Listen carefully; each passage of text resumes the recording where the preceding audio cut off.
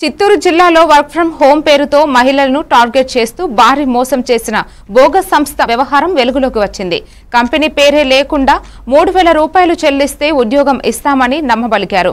ఒక్కొక్కరిని చేరిస్తే 1000, ముగ్గురైతే 3000 అని స్కీముల పేరుతో అమాయకులను మోసం చేశారు. మదనపల్లి, తంబళ్లపల్లి, పుంగనూరు, పీలేరు వంటి ప్రాంతాల్లో ఎంతో మంది మహిళలు బలయ్యారు. పోలీసులు ప్రజలను హెచ్చరిస్తున్నారు, ఇలాంటి మోసాల బారిన పడకండి.